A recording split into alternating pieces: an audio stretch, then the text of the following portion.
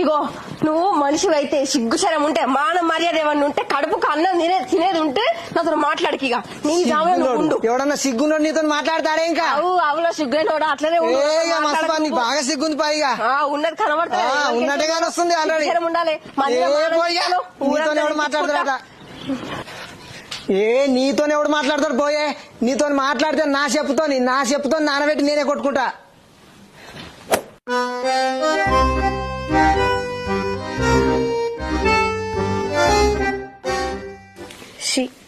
నిన్న మొగంతో అనవసరంగా లొల్లి పెట్టుకున్నా.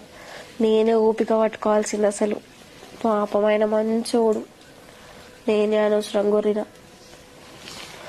ఎటు వెళ్ళినా పోయి మాట్లాడిచ్చేస్తా.